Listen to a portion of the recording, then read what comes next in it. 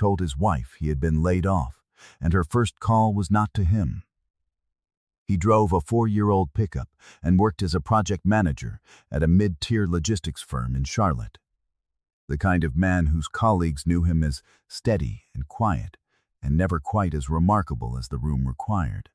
Renata's friends called him dependable in the flat tone people use when they are describing furniture. He had told her at 6 in the evening, in the kitchen, with the steady voice of a man delivering news he had thought carefully about how to deliver. He said the firm had made cuts. He said it was effective immediately. He had a few months of severance. They would figure it out. She had looked at him for a moment with an expression he could not fully read, said she was sorry, and asked if he wanted dinner. He said yes. He went upstairs. 12 minutes later, he heard her go to the back of the house and close the laundry room door. What her first call cost her was $64,000 she had already moved, and the $240,000 she had been counting on taking. What she had said on that call, to a man named Andre, in a voice she believed no one would ever hear, was that Devon did not have anything she did not already know about. She had been wrong by approximately $2 million. She had no idea that the laundry room had been listening for 4 days. What happened next would cost Renata Carter everything she had spent 16 months carefully engineering. Tomorrow's story is one you need to hear. Devon's mornings started before the light was fully up. Had started that way for years, since before there was a reason anyone else would have recognized. He was at the drafting table in the spare room by 5:30 most days, reviewing project drawings for the construction company that operated under a holding company name that did not appear in any conversation Renata had ever been part of. He had been doing this work, the real work, the work that mattered, since before he met her, and he had done it quietly, which was how he did everything that mattered. The house on Meridian Street in Charlotte knew a different version of him. The house on Meridian Street knew a project manager who drove a work truck and fixed things himself when they needed fixing, and brought his lunch most days, because he was not the kind of man who needed to be seen at restaurants. The kitchen backsplash was his work. The deck off the back of the house was his work. The raised garden beds along the south fence had been producing since May, and he had been bringing bags of tomatoes to his Aunt Vera for 3 months. And Vera had already made clear that a 4th bag was expected. His grandmother had told him, in the kitchen of her house in Rock Hill, that a man who does not show his cards until the right moment is not hiding. He is waiting. There is a difference, she had said, pressing biscuits with the focused attention she brought to everything she made, between a man who has nothing to say and a man who has nothing to prove. She had looked at him when she said it the way she always looked at him, when the thing she was saying was specifically for him. She was gone now. He thought about her most mornings before the day made any demands. He had met Renata at a conference in Raleigh 7 years ago. She had been presenting on commercial real estate development, which was exactly the field Devon was building toward. And it was the kind of accident he had learned to pay attention to. She was confident and precise, and that evening at dinner with the group she asked the right follow-up questions, the kind that indicated she had actually listened to the answer before asking the next one. He had believed for a long time that the woman who asked those questions was still the person he had married. Somewhere in year 4 she had become harder to find. The change was not sudden. Changes that matter rarely are. It arrived through a shifting vocabulary, new priorities that were. A colleague named Claudette, who appeared with increasing frequency and whose approach to everything she touched was the approach of someone executing a strategy rather than living a life. Devon had said nothing about Claudette. He had simply noted how certain words began appearing in the house: exposure, positioning, exit, in conversations that used to be about the weekend. 8 months ago, he had begun paying closer attention. A phone she angled away in the evenings. a schedule that did not always match what she told him, a half-heard conversation through a wall that stopped when she realized the wall was thinner than she had calculated. He had not asked about any of it directly. He had assembled what he could and waited for a test that would confirm the shape of what he was seeing. The Construction LLC, Devon Carter Construction, structured through a holding company his attorney had organized 4 years ago, had closed on its third commercial contract in October and was currently under appraisal. His attorney knew the full picture. His financial advisor knew the full picture. Renata knew he had some investments. She had not asked for details. He had not offered them. 3 weeks before the Tuesday test, he had placed a small digital recorder on the shelf above the washer-dryer unit, the same model he used on job site walkthroughs. Compact, voice-activated, accurate. He had set it the Saturday prior while Renata was at her firm's quarterly meeting, tucked behind a detergent container, angled toward the room. He had placed it because the laundry room was where she went when she wanted certainty that she was not being heard. He had noticed the pattern over 6 months. On a Tuesday evening in November, he came home and told her the firm had laid him off. He went upstairs. He waited. He heard her go to the laundry room within 12 minutes. He stood at the top of the stairs and listened. He could not make out every word from that distance, but he could make out enough. The register of the call was not grief. It was not concern. It was the low, efficient cadence of someone delivering information to a person who had been waiting to receive it, the cadence of a report, not a conversation. He heard his name once. He heard the word finally once. He heard what sounded like a date being confirmed. Then a stretch of quiet while she listened, followed by something in the tone of agreement. He went back to the bedroom and sat on the edge of the bed. His hands did not shake. He waited until he heard her return to the kitchen and begin preparing dinner. Then he went quietly down the back stairs, retrieved the recorder from the laundry room shelf, and returned to the bedroom. He plugged in his earbuds and listened to the full recording. 4 minutes and 22 seconds. The call was to a man named Andre. She said his name at the start of the call with a specific warmth reserved for someone she was certain was private. What followed was the conversation of 2 people who had already agreed on what the next steps were and were now confirming timing. She told Andre that Devon had just lost his job. Andre said something that made her laugh, not the polite laugh of a conversation, but a real one, the kind Devon had not heard directed at himself in a long time. She said the timing was good. She said her attorney had the paperwork nearly ready, and she wanted to move before Devon had time to stabilize. Then she said the sentence Devon set back and replayed 3 times. He doesn't have anything I don't already know about. He moved with the same deliberate calm that defined all his important decisions.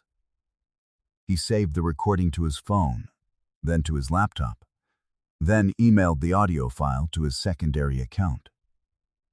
He pulled up their joint bank statements for the preceding 12 months. What emerged was a pattern he had suspected, but had not yet confirmed. 9 transfers over 10 months, each between $6,000 and $9,000, each executed on a weekday afternoon from their joint savings account to a personal account in Renata's name alone. The total was $64,000. Each transfer corresponded to a week when Devon had been traveling for work. If they used for household documents. In a subfolder she had labeled reference, and buried 3 levels below other folders was a PDF he had not seen before. A draft settlement proposal, prepared by a family law attorney, dated 6 weeks prior. His project manager's salary as the primary income figure, their joint savings, checking, and retirement account as the full asset picture. The settlement was structured to leave him with the minimum the state required. She had no idea how far off the number was. She was working from a picture that was missing most of the canvas. He created a new folder on his laptop. He named it with the date. He organized everything inside it with the method he applied to every project file that needed to be right before anything moved. Then he picked up his phone and called his attorney. "Celeste," he said, when she answered. "Something has developed. I need to see you at 7 tomorrow morning." Celeste Montgomery said, "I'll be here." Celeste Montgomery had practiced family law in Charlotte for 18 years. She was 52. Meticulous, with reading glasses on a gold chain, and the practiced calm of someone who had been brought difficult information so many times that her response to it had become entirely functional. She had handled Devon's LLC structuring 3 years ago and understood his financial landscape with precision. She read the draft settlement proposal. She reviewed the transfer summary Devon had prepared. She listened to the audio recording once through with her eyes open and once with them closed. "She is working from an incomplete picture," Celeste said when she was done. "Significantly incomplete," Devon said. "She believes she is filing against a project manager's salary and whatever joint assets her attorney identified." Celeste looked at the holding company summary on the table. The LLC, the holding company, the development contracts, none of it is in her attorney's draft. "She didn't know to look," Devon said. "What is the full valuation?" Devon told her. Celeste looked at him without changing her expression, which was itself a kind of expression. "The LLC predates the marriage? Incorporated 7 years ago," Devon said. "Before we met. That significantly simplifies the marital versus separate property question in your favor." She tapped the recording summary. "The man on the call. Andre Beaumont. Commercial property acquisitions at her firm. I believe they have been involved for some time." Celeste made a note. "I want Franklin to build the complete financial picture, everything, formatted for a full asset disclosure. And I want everything publicly available on Beaumont." She looked at Devon over her glasses. "She told you on that recording that you don't have anything she doesn't already know about." "Yes," Devon said. "She is going to have a very instructive few weeks." He drove from Celeste's office to his Aunt Vera's house in Pineville. Vera Monroe Carter, 68. Retired after 25 years as a paralegal. One of 3 people who had known about the LLC since its first year, because Devon had asked her to review the original operating agreement before he signed it. Because there was no version of his life in which he would have kept something that significant. From Vera. She made coffee. They sat at her kitchen table. "Your grandfather used to say that a person who assumes the room is theirs to take has already lost the room," Vera told him, when Devon had finished. He was talking about cards. He had the gift of being right about everything regardless of the subject. She wrapped both hands around her mug. "She assumed the room. You let her. Now you correct the record." Franklin Okafor had the full financial picture assembled by Thursday. The LLC appraised at $1.9 million. The 2 development projects under active contract represented an additional $450,000 in projected revenue. The commercial property in Noda had appreciated substantially since acquisition. Celeste described the total, when she reviewed it, as transformative to any settlement framework Renata's attorney had drafted. The background check on Andre Beaumont produced something worth noting. He had incorporated a real estate investment entity 18 months prior. One of the entity's 2 acquisitions was a commercial parcel 3 blocks from Devon's Noda property. The acquisition had been financed in part through a down payment that Celeste's investigator could not fully source from public records. She noted it twice in her summary, without drawing a conclusion. Devon read the note and understood what it did and did not yet mean, and filed it accordingly. Wednesday evening he drove home and made dinner. Renata came in at 7 with the easy composure of a person who believes the most consequential decision of their immediate future is already settled. She asked how the job search was going. He said he had some conversations scheduled for next week. She said that sounded positive. He set her plate at her place, and they sat across from each other at the kitchen table and talked about a development project she had read about in the paper and what it might mean for property values on the corridor. He said he thought the effect would be positive overall. She agreed.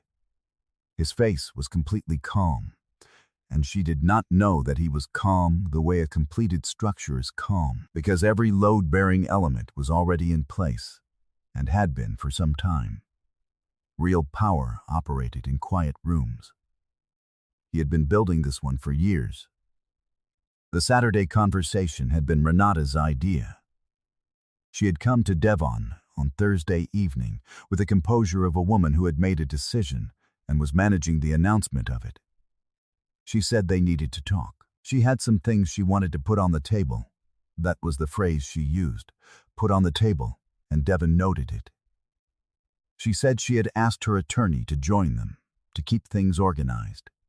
She said it in the tone of someone who has already drafted the agenda. Devon said that sounded fine. He said he would make sure the table was ready. Saturday morning came cold and clear. Devon had the coffee made before 7. He had set the dining room table with the care he brought to any setup that mattered. Celeste arrived at 8:45. Vera arrived at 9. When Renata came downstairs at 9:15, dressed and composed and carrying her portfolio, she found 3 people already seated. She stopped in the doorway. Devon looked up from his coffee. "Sit down," he said, without urgency. "Cream is on the table." Renata's attorney arrived at 9:30, Jennifer Cole, polished, prepared, accustomed to walking into rooms she understood. She looked at Celeste. Something in her professional composure adjusted in a way that was not subtle. Renata opened her portfolio. "I think we understand why we're here," she said. "We understand some of it," Devon said. "Let me add to the picture." Celeste placed the full asset disclosure at the center of the table. 14 pages. Jennifer read the first page. She read the second. She set it down and looked at Renata. Renata was looking at the numbers with the particular focus of someone recalibrating everything they have built a plan on top of. What Renata did not know, sitting at that table, was that she had never once been working from the whole picture. She had been building a case against a man she had invented, and the man sitting across from her was something else entirely. Devon Carter Construction LLC has operated for 7 years, Celeste said, in the even register of someone who has been in this room before. It was incorporated prior to this marriage. The holding company holds 1 commercial property in Noda, 2 active development contracts, and a liquid reserve. The full valuation is on page 2. She looked at Jennifer. "None of this appears in the settlement proposal your office drafted 6 weeks ago. Folder in your client's possession." Renata's jaw set. Devon placed the recorder on the table. He did not press play. He did not explain it. He set it between them and let it sit there, and the weight of it, the simple fact of its existence, of what was inside it, settled over the room the way a load settles on the right beam. Renata looked at the recorder.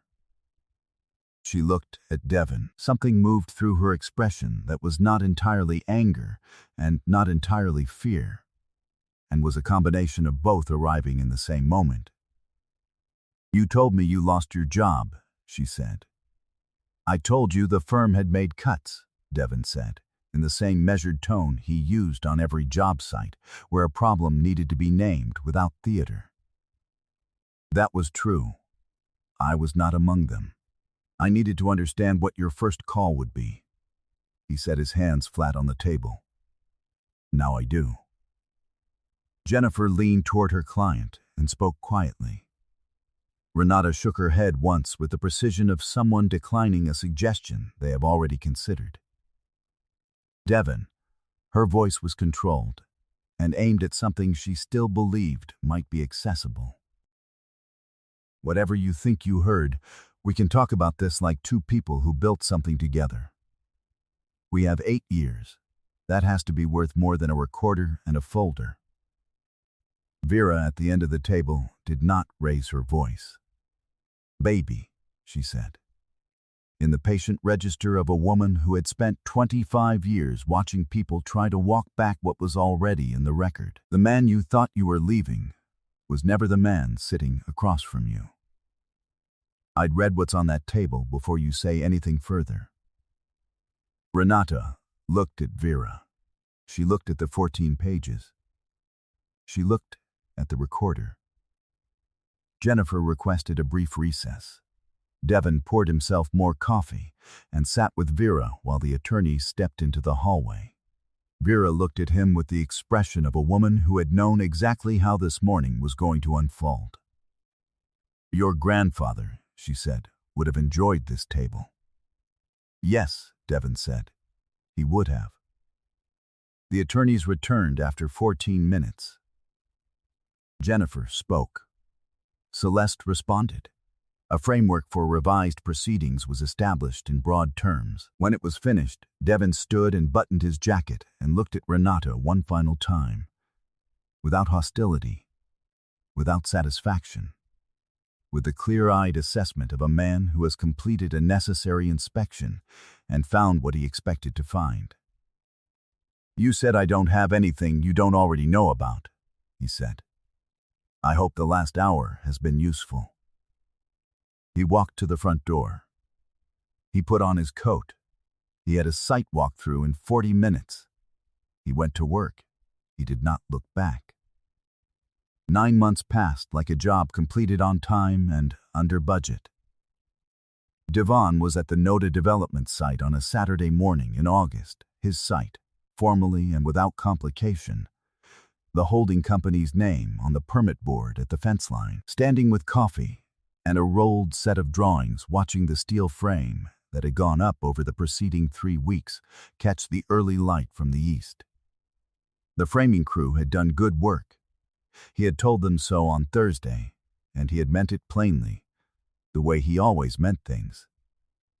The LLC had signed a 4th contract in May, a mixed-use development in South Charlotte, the largest project Devon had undertaken to date.